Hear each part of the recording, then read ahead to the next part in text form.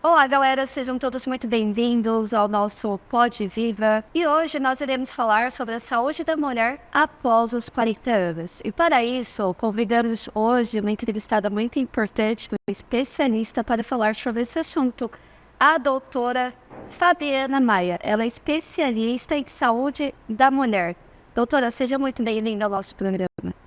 Obrigada por esse espaço, para a gente falar sobre um tema tão importante que é a saúde da mulher após os 40 anos. Doutora Fabiana, nós gostaríamos de saber, inicialmente, uma leve introdução no que seria isso, a saúde da mulher após os 40 anos. Em que quesito, por exemplo, o que acomete essas mulheres nessa idade? Eu costumo dizer que a maior lacuna que a gente tem na ginecologia em relação ao cuidado de saúde da mulher é na mulher após 40 anos. Primeiro porque no passado, a gente vivia muito menos, então não se tinha tanto interesse em estudar esse período da vida da mulher, de climatério e menopausa. A mulher, ela tinha um papel dentro da sociedade que não era visto como tanta importância, Hoje eu costumo sempre dizer que a mulher de 50, 60 anos no passado é totalmente diferente da mulher de 50, 60 anos de hoje, Hoje elas são muito mais ativas, elas têm um papel maior na sociedade, no mercado de trabalho. Não que o papel da mulher do passado não seja importante, é muito importante, mas não era visto, Ainda existe muito preconceito em relação a isso. Então, não se tinha muito interesse da ciência, primeiramente, em estudar isso. Então, o período de menopausa e climatério, ele começou a ser estudado com mais afinco, da década de 90 para cá, o que para a ciência é pouco tempo, A gente vê que se leva em média 25 anos para o estudo ele ser incorporado às recomendações, aos guidelines. Então, é pouco tempo de estudo. E, além disso, principalmente entre os 40 e 50 anos, a gente tem um gap muito grande, onde a gente sabe que já começa a existir um declínio hormonal, mas a mulher ainda não experimentou a menopausa, que a gente diz que é a última, quando a menstruação realmente vai embora. Então, elas ficam ali vagando entre um médico e outro, começando a sentir alguns sintomas, e muitos profissionais falam, não, você não está na menopausa ainda, não tenho como te ajudar. Então, isso é uma coisa que eu observo muito na minha prática, principalmente entre as mulheres entre 40 e 50 anos, que estão no que a gente chama de transição menopausal, o perimenopausa ou pré-menopausa. Elas têm muita dificuldade de um diagnóstico e com qualidade de vida completamente comprometida. Então, sim, esse é a maior lacuna hoje que a gente tem em relação ao cuidado da saúde da mulher, da mulher entre os 40 e 50 anos. Com sua vasta experiência, por que você escolheu especificamente essa área? Sabemos que tem diversas áreas, mas por que você se encantou? Então, eu acho que eu tenho uma experiência muito pessoal com relação a isso, que, apesar de não ter passado ainda por essa fase, mas foi com minha mãe, Quando a minha mãe, ela estava ali por volta dos 48 anos de idade, ela não teve ainda menopausa, mas minha mãe sempre foi muito ativa, sempre foi uma pessoa muito pra cima, E aí ela começou a apresentar sintomas depressivos. E aí psiquiatra, psicólogo, várias medicações depressivas, ela não melhorava. E vários diagnósticos, de depressão, de transtorno de pânico. Na época eu não era formada ainda, eu estava na faculdade. E aí, cerca de 2 anos depois dessa luta entre vários profissionais, muitas medicações, efeitos colaterais de medicações, sem melhora, ela teve a última menstruação dela, que foi a menopausa. E aí começou a se pensar em reposição hormonal, em repor hormônios. E quando ela começou a repor hormônios, ela melhorou de tudo que ela estava sentindo. A gente conseguiu tirar todos os antidepressivos. Foi uma melhora, assim, muito significativa, muito evidente. E aí eu comecei a entender que daqueles 2 anos ali, o que ela já estava passando, nesses anos, antes de ter realmente, de findar realmente a menstruação, já era no declínio hormonal, Então, hoje eu tenho realmente esse interesse, muito por essa questão pessoal, por estudar essa área. Então, dentro da ginecologia, é uma das áreas que eu realmente mais me dedico a estudar, e acaba que quanto mais você estuda, mais pacientes vêm para você. Então, hoje eu consigo realmente ajudar muitas mulheres que vêm às vezes, que aconteceu, e eu vejo realmente muito minha mãe nelas, de muitos profissionais com vários diagnósticos, depressão, fibromialgia. E, na verdade, quando a gente ajusta as medicações, a gente vê que a gente pode tirar aquelas medicações, a gente não tinha aqueles diagnósticos, era só uma questão de desequilíbrio hormonal mesmo. Qual a importância, falando em hormônios, da mulher ela se atentar mais à questão disso? Por exemplo, você falou sobre alguns diagnósticos que alguns médicos eles dão, que às vezes não é aquilo. Exatamente. Hormonal. Exatamente. Qual a importância das mulheres elas terem essa consciência em relação aos hormônios? Então, a gente sabe que até 10 anos antes, só para contextualizar, menopausa, a gente acha muito que menopausa é um período. Menopausa é uma data. É a data da última menstruação da vida reprodutiva daquela mulher, tá? Então, 10 anos antes, até 10 anos antes dela apresentar a menopausa, ela apresentar a última menstruação dela, os hormônios eles já começam a cair, tá? E aí a mulher começa a ter alguns impactos, tanto físicos, né, como emocionais. Primeiro sinal, na maioria das mulheres, porque eu digo sempre assim, nem todo mundo lê o livro, né? Nem todas as mulheres vão apresentar tudo aquilo ali igual. Nós somos um exemplar único. Né? Então, o primeiro sinal geralmente é a irregularidade menstrual. E aí, a gente acha que é só a menstruação faltar. Na verdade, não. Os ciclos menstruais eles podem ficar mais longos, ou seja, intervalos entre uma e outra menstruação maior do que 40 dias, mas eles também podem ficar mais curtos. Às vezes a mulher chega pra mim e fala, não, doutor, eu não tô perto da menopausa, porque eu menstruo inclusive 2 vezes no mês. Isso é um sinal de pré-menopausa, de transição menopausal. O fluxo menstrual, ele pode ficar mais fraco, mas ele também pode ficar mais intenso. Então, a gente costuma dizer que nesse período, ela tem uma mudança do padrão dela. Esse é um dos sintomas. O sono começa a faltar. É aquela mulher que, às vezes, ela deita, ela pode até dormir logo, mas chega 2, 3 horas da manhã, ela acorda. Despertares noturnos, né? Dores nas articulações. E muitas vezes essa mulher, ela não... Aí, como você falou, a importância delas saberem. Muitas vezes essa mulher, ela não acha que isso tem nada a ver com hormônio. Aí ela vai para o ortopedista, ela vai para o reumatologista, ela tá tomando anti-inflamatório, várias medicações, e a dor dela não passa. E assim, eu tenho experiência de pacientes no consultório que chega para mim tomando várias medicações, já reumatologista, não tem nada, ortopedista, não tem nada. A gente repõe o hormônio e ela chega no outro mês falando assim, doutora, parece que tirou minha dor com a mão. Então, assim, eu sempre digo, o alerta precisa vir da mulher, porque às vezes você vai para o ginecologista, você nem fala para o seu ginecologista que está sentindo aquilo, porque você não acha que a dor que você tem na articulação não tem nada a ver com o seu ginecologista. Você não acha que o seu olho seco tem nada a ver com o seu ginecologista, com os seus hormônios, e tem, né? Então, além da dor das articulações, insônia, o humor, né? A mulher ela começa a ficar mais irritada, ou ela oscila, irritabilidade com o humor mais deprimido, e aí vem os diagnósticos de depressão, transtorno de ansiedade, transtorno do pânico. E que às vezes é só uma questão de equilibrar os hormônios. A memória, a cognição, a gente chama névoa mental, é um sintoma, ou brain fog, ou névoa mental. Ela começa a esquecer das coisas. Eu falei da minha mãe ela é professora, já tinha 25 anos, e ela começou a ir para a sala de aula e esqueceu o que ela ia ensinar. Isso eu vejo que os pacientes no consultório, elas chegam com a listinha de coisas que elas estão sentindo anotadas. Aí quando elas terminam, eu falo, tem uma coisa que você esqueceu de me falar, a memória, porque senão você não precisava anotar tudo que você vai me trazer aqui. Então, são muitas coisas. Existem mais de 30 sintomas associados ao climatério e menopausa. E a gente acha que é só calor, né? A gente acha que é só a falta da menstruação e o calorão. Porque a maioria das pacientes o que a gente ouve falar de menopausa e climatério é o calorão. E na verdade não. Tontura, palpitação, alteração do padrão intestinal, são muitos sintomas. E como eu falei, o alerta precisa vir da mulher, porque senão, primeiro, às vezes ela nem procura o ginecologista, porque ela acha que aquilo não tem a ver com o ginecologista. Ou ela vai para o ginecologista, ela não fala sobre aquilo, se ela não tiver um profissional que investigue, minha consulta tem duração de 1 hora. Eu viro a minha paciente do fio de cabelo à unha do pé. Eu quero saber tudo o que ela está sentindo, porque eu sempre falo, eu não cuido de um útero e 2 ovários, eu cuido de mulheres. E a gente precisa entender o contexto. Aquela mulher, ela está inserida num contexto social, num contexto emocional.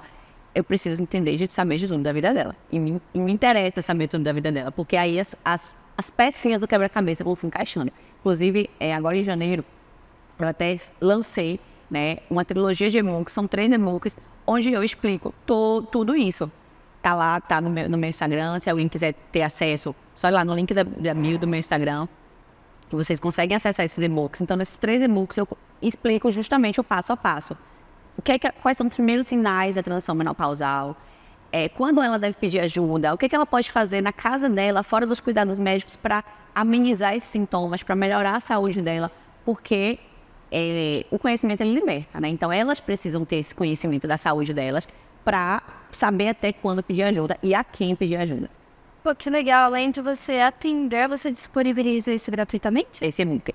O e-book tem um custo, né? Mas, assim, é um custo realmente muito simbólico para paciente, muito, muito mesmo. Então, assim, cada e-book tem quase 60 páginas, são mais de 150 páginas de conhecimento. Eu mesma fiz questão de não só escrever, como eu diagramei o e-book, porque eu falo sempre assim, para minha equipe de marketing, quem sabe a dor da minha paciente sou eu, quem sabe o linguajar da minha paciente sou eu, quem sabe a forma de se comunicar com a minha paciente sou eu. Então, eu mesma fiz questão de eu fazer tudo para que pudesse ser de fácil entendimento para ela. Porque imagina você receber um material com quase 180 páginas. Se não for uma coisa realmente lúdico, fácil de entender, vai ser algo totalmente enfadonho para entender, exatamente.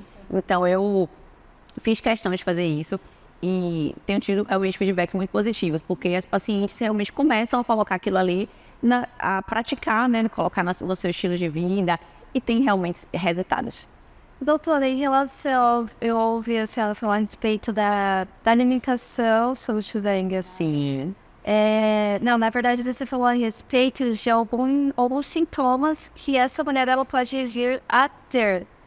A atividade física e a alimentação poderia ser uma ajuda crucial para que isso venha melhorar? Com certeza, com certeza.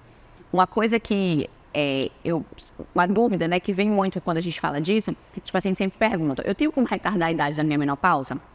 Eu falo sim e não, né? Na verdade, a gente já nasce com a quantidade a menopausa ela acontece quando a gente acaba os nossos óvulos, né? E a gente vem com a quantidade de óvulos pré-estabelecidas. Quando a gente nasce, então eu falo assim, a idade média da sua menopausa ela está determinada quando você nasceu. Quando a gente nasce, a gente não cria mais óvulos, a gente só perde. Então a quantidade e a gente perde mais ou menos 1.000 óvulos por ciclo menstrual. Independente de você usa anticoncepcional, quantas vezes você engravidou, por mês a gente perde a média de 1.000 óvulos. Então a quantidade que você nasceu de óvulos é o que vai determinar mais ou menos a sua idade da menopausa. Porém, o nosso estilo de vida vai determinar que a gente tenha que a gente perca mais óvulos ou que a gente tenha um envelhecimento mais precoce ou não. Então, eu não tenho como retardar a idade da minha menopausa, mas a depender do meu estilo de vida, eu posso ter uma menopausa precoce. E eu posso ter uma menopausa mais sintomática. Eu posso sofrer mais na menopausa. Então, eu costumo dizer, tudo que você fizer pela sua saúde, você vai estar prevenindo o envelhecimento ovariano precoce. O envelhecimento precoce dos seus ovários e vai ter uma menopausa com o climatério, né? Com menos riscos e menos efeitos colaterais. Então, entra tudo isso. Alimentação, né, a gente procurar ter uma alimentação mais saudável, com mais alimentos naturais, mais frutas, legumes, menos industrializados, que é o grande calo da nossa vida moderna hoje, são os alimentos industrializados, cheios de aditivos, cheios de conservantes.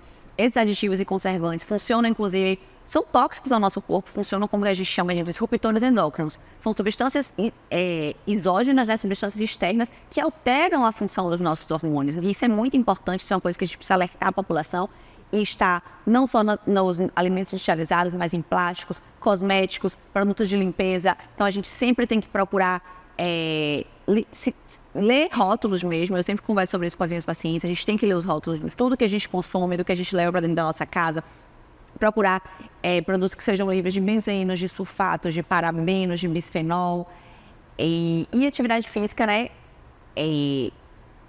Para a nossa saúde, né? Não só para a saúde hormonal, mas como um todo. A Organização Mundial de Saúde mostra que 150 minutos de atividade física por semana reduz mortalidade por todas as causas, reduz tempo de internamento, se você tiver, por acaso, um acidente, qualquer coisa, reduz tempo, melhora a recuperação, reduz tempo de internamento, reduz mortalidade por todas as causas. Então, assim, como eu falei, é uma questão de saúde global, não só para questão hormonal, mas para a nossa saúde como um todo, que uma coisa está ligada à outra. Sono também, o sono é muito importante. A gente fala muito de alimentação e de atividade física, mas eu ouso dizer que o sono ele é até mais importante de todos os pilares da nossa vida saudável. O primeiro tem que ser o sono. Quem não dorme bem não tem energia no outro dia. Quem não dorme bem não produz adequadamente os nossos hormônios. O horário de produção da maioria dos nossos hormônios, boa parte dos nossos hormônios, é durante o nosso sono. E para isso a gente precisa entrar no sono REM, ter o sono reparador. Então, o sono também é muito importante. Doutora, apesar de estarmos falando de mulheres a partir dos 40 anos, essa galera aí, Tolba, se vira à noite, Instagram, redes sociais, como lidar com isso? Porque, por exemplo, não dormem, às vezes trocam, né, um dia pela manhã, pelo dia, e por aí vai, não somem direito, fazem um monte de besteira. Quando chegar aos 40, Como é que isso... Isso pode, inclusive, aumentar o risco dessa mulher ter insuficiência ovariana precoce, de ter uma menopausa precoce. Porque, como eu falei, a gente produz a maioria dos nossos hormônios durante o sono, boa parte dos nossos hormônios durante o sono. Então, se ela não dorme bem, ou se ela, a hora que é às vezes troca o dia pela noite, ou às vezes até dorme durante o dia, mas à noite está acordada. A gente tem uma coisa que a gente chama de ciclo circadiano. A gente não foi feito para ficar acordada de noite. Nosso corpo foi feito para, entre as 6 da manhã e as 6 da noite, a gente está ali mais ativo. E entre as 6 durante e à noite, né, a gente realmente diminuir, desacelerar. Então, isso a gente veio programado para isso. E a gente não adianta a gente tentar ir contra a nossa natureza, que as coisas não funcionam. A gente vai atrapalhar alguma coisa. Então, atrapalha sim a produção de hormônios, né? E tem inúmeras consequências. Às vezes, muitas mulheres e homens com infertilidade, essa pode ser uma das causas. Como eu falei, menopausa precoce. Então, é uma consequência, realmente assim, atrapalha a nossa saúde como um todo. A gente está vivendo também numa era grande, né, como já falado, da tecnologia. E eu vi que a senhora é bem posicionada nas redes sociais. Tem muitas informações relevantes. Sim. Como que vocês médicos, lidam com as fake news quando chega? Mesmo com todas as informações, toda a entrega gratuita que vocês têm nas redes sociais, vocês se dispõem a falar sobre diversos assuntos, mas como que é lidado com isso quando chega uma pessoa no consultório com uma coisa mirabolante? Eu acho que a gente, primeiro, é a relação médico-paciente, né? A gente precisa construir uma relação de confiança com o paciente. E muitas vezes eu tenho que falar, olha, esqueça tudo que você ouviu lá fora e vamos reconstruir aqui agora o conhecimento juntas.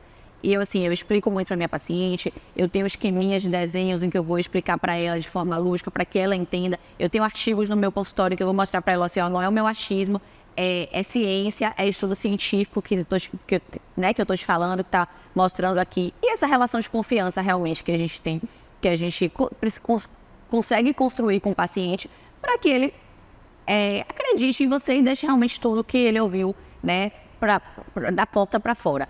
A gente está falando aqui de menopausa e climatério, e isso é muito comum quando a gente fala em reposição hormonal, né? Então, as pacientes têm, assim, por tudo que escutam mesmo, um medo muito grande. Infelizmente, essa semana mesmo eu atendi, ainda ontem eu atendi uma paciente que falou para mim, ela tinha o desejo de fazer reposição hormonal, e ela falou, eu já passei por 2 médicos e os 2 me falaram que reposição hormonal dá câncer. Então, assim, eu considero inadmissível que um profissional da saúde tenha um posicionamento desse em pleno século XXI, em pleno 2024, com tanto conhecimento, né? Mas, infelizmente, as pacientes vêm realmente com esse pensamento e a gente tem que desconstruir, a gente tem que estar aberto realmente para ter tempo, investir tempo na consulta com o paciente, para desconstruir esses mitos que eles ouvem da porta para fora. Fazendo uma observação, que uma das perguntas importantes aqui deste momento seria a respeito dos mitos, né, que são trazidos para o consultório. Você falou a respeito da reposição hormonal. Existe mais algum outro que sempre estão trazendo? Como tem isso? O primeiro mito que eu acho que a gente precisa desconstruir em relação ao climatério e menopausa é que é o fim da linha, né? Às vezes eu falo muito isso, tanto nas minhas redes sociais como no consultório. A gente se acostuma a viver mal. E isso é do ser humano. A gente vai empurrando com a barriga. A gente se acomoda. A gente está sem energia, a gente acha que é normal. A gente vai se acostumando, né? E principalmente passando os 40 anos, você vai... Mas assim, a menopausa é o fim da vida reprodutiva da mulher. Não precisa ser o fim da vida produtiva dela, né? A menopausa não é o fim da linha. Existe um caminho de flores da menopausa em diante. A gente só precisa saber regar essas flores, né? Eu falo muito isso no meu consultório. Então, acho que o primeiro mito que a gente tem que desmistificar em relação à saúde, né, da mulher 40 a mais é em relação a isso. É as pessoas não se acomodarem, não acharem que é normal viver com dor, não acharem que é normal viver cansada. Não, gente, isso não é normal. Busquem ajuda. Tem como a gente reverter isso. Outro mito é em relação à função sexual, né? A gente sabe também que depois de 40 anos, por esse declínio hormonal, existe uma diminuição do desejo sexual, uma diminuição do prazer pela mulher. A mulher ela tende a sentir mais dor na relação sexual. E ainda é um tabu a gente falar sobre sexualidade, sobre sexo para as mulheres, né? As próprias mulheres elas têm vergonha, às vezes, de falar isso, né? E a gente precisa desconstruir isso. Não, o sexo ele precisa ser satisfatório para a mulher, sim, Para mulher acima de 40 anos, sim. Para mulher acima de 50 anos também, tá? Porque, como eu falei, a mulher de 50 anos do passado não é a mesma mulher de 50 anos de hoje. São mulheres muito mais ativas, que querem ter suas vidas sexuais ativas. E não tem nada de errado nisso. Pelo contrário, a parte da sexualidade faz parte da nossa saúde. Então, a gente precisa, sim, falar sobre isso. A gente precisa, sim, entender que isso é importante também para a mulher, né? E o terceiro mito maior é em relação à reposição hormonal. Eu digo que a mulher ela tem um medo e um pavor. O medo de engordar e pavor de ter câncer. Então, são as duas coisas que ela chega no consultório assim... Eu não... Vai me engordar, doutora? Vai me dar câncer, principalmente em mama? Eu digo, não vai. Uma reposição hormonal bem adequada, individualizada, não existe uma receita de bolo. A reposição, na maioria das vezes, tem mulheres que têm... eu já usei hormônio e engordei. Tem alguma coisa de errado. Tá? Tem alguma coisa de errada aí. Ou a dose estava errada, ou a via de administração estava errada.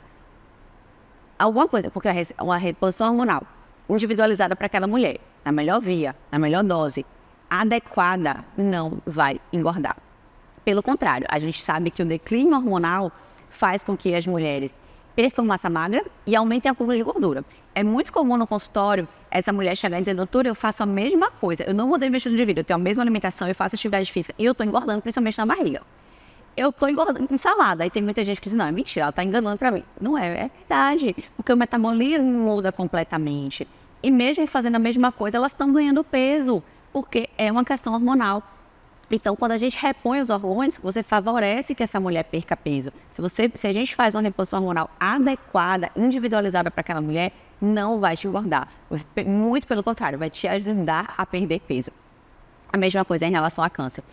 Existe esse mito, né, de que o hormônio dá câncer, de que a reposição hormonal dá câncer, mas os estudos mais recentes já mostram que, mais uma vez, a gente entra falando do tipo de hormônio, da dose, da via de administração. Se a gente adequar isso, fizer isso de forma individualizada para aquela mulher, a reposição hormonal ela pode ser até protetora para câncer, inclusive para câncer de mama, a depender do tipo de hormônio que seja escolhido, da via de administração e da dose. Por isso que é importante ter essa individualização e não tratar todo mundo com receita de bolo.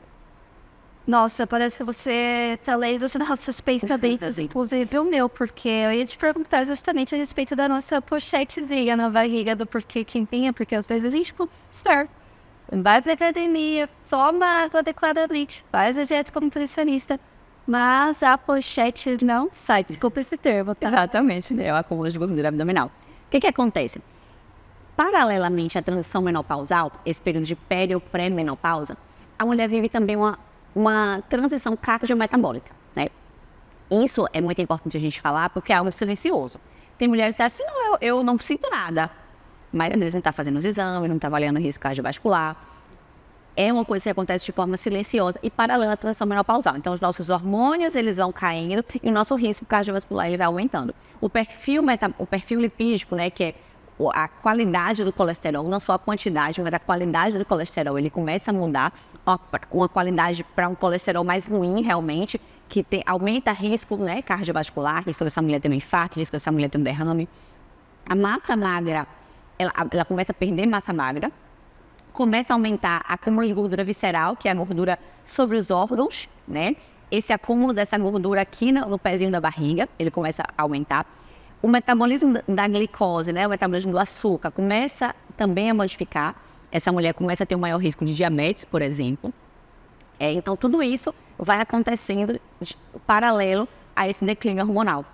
E o que a gente falou, dificuldade de perder peso, né, maior acúmulo de gordura.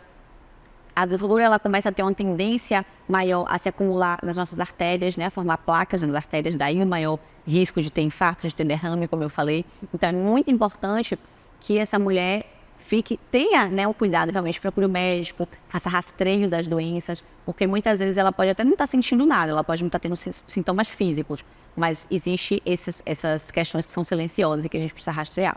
E por isso, esse acúmulo aí da famosa pochete que incomoda tantas mulheres e que realmente a gente tem que acreditar. Às vezes elas estão fazendo tudo certinho e não conseguem emagrecer, pelo contrário, estão engordando por uma questão de desregulação hormonal. Bom, doutora, a respeito da saúde mental, existe alguma coisa relacionada a essa menopausa, a saúde da mulher acima dos 40 anos, a reposição hormonal? Como é que funciona? Sim, é muito importante a gente falar sobre isso.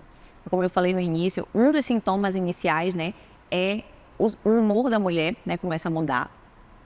A mulher, depois a partir da transição menopausal, ela tem duas vezes mais risco de ter depressão, independente dela de risco familiar ou qualquer outra coisa, e 4 vezes mais risco de desenvolver doenças neurocognitivas, como a doença de Alzheimer, por exemplo. Não é à toa que o maior risco de suicídios, a maior taxa de suicídios entre as mulheres ocorre entre os 45 e os 53 anos, período da transição menopausal. Então, sim, toda a questão hormonal mexe também, né? O declínio hormonal, ele altera os nossos neurotransmissores, serotonina, dopamina, e isso deixa essa mulher mais suscetível a sintomas depressivos. É muito importante a gente diferenciar isso. Não é toda mulher que tem um humor deprimido ou uma tendência a essa preocupação excessiva, que é a ansiedade, não é toda mulher que vai ter um transtorno depressivo maior. Não é porque ela está com esses sintomas de preocupação excessiva, mais ansiosa, que ela tem um transtorno de ansiedade generalizada. Isso é uma coisa que a gente vê muito. Como eu falei, aconteceu com a minha mãe. Ela foi medicada, ela foi diagnosticada com síndrome do pânico, com depressão, com transtorno depressivo maior, foi medicada com antidepressivos, sofreu com os efeitos colaterais, né, dos antidepressivos, não melhorou e só veio melhorar quando a gente entendeu que aquilo ali estava relacionado à questão hormonal e fez realmente uma reposição hormonal. Então, isso é uma coisa que eu falo muito isso na minha rede social, que a gente tem que diferenciar muito. Nem toda mulher que tem um humor deprimido, ela tem um transtorno depressivo maior. Muitas vezes ela não precisa de um antidepressivo, ela só precisa de um olhar para a questão hormonal. E quando a gente consegue equilibrar os hormônios, ela melhora de todos esses sintomas. Então, isso realmente é muito importante a gente falar sobre saúde mental, né, na mulher 40+, principalmente por conta dessa questão da taxa de suicídios que a gente tem nesse período de idade, entre 45 e 53 anos. Bom, doutora Fabiana, foi um prazer tê-la aqui conosco e a gente agradece muito por você estar aqui hoje conosco. Eu que agradeço mais uma vez, como eu falei, pela oportunidade, né, pelo espaço para falar de um assunto tão importante, né, como eu falei, de um período tão crítico da vida da mulher. Para quem tiver interesse, né, em saber mais sobre esse assunto, o meu Instagram é dra.fabianafmaia. Lá eu trago assuntos relacionados à saúde da mulher todos os dias, principalmente relacionado à mulher 40+, né, como eu falei, eu tenho, hoje é uma das principais áreas de estudo que eu me dedico. No link lá do meu Instagram, no link que está na bio, vocês também encontram, né, o acesso para esses e-books que eu falei. Então, para quem quiser se aprofundar e entender mais o que está acontecendo com o seu próprio corpo, e me coloco aí à disposição. Vocês podem, se tiver qualquer dúvida, podem me mandar mensagem no direct. Eu demoro um pouquinho de responder, mas sempre respondo todo mundo e estou à disposição para o que vocês precisarem, para ajudá-las a recuperar a qualidade de vida de vocês. Hoje foi mais um episódio aqui do Pode Viva. Foi um prazer imenso tê-los todos aqui conosco, falando a respeito da saúde da mulher após os 40 anos aqui com a doutora. A gente aguarda vocês nos próximos episódios. Não esqueçam de deixar o seu like, comentar, compartilhar também com todas as suas amigas, inclusive também com os homens, para que eles possam mostrar para as suas esposas. E a gente se encontra no próximo capítulo. Beijos, fiquem com Deus.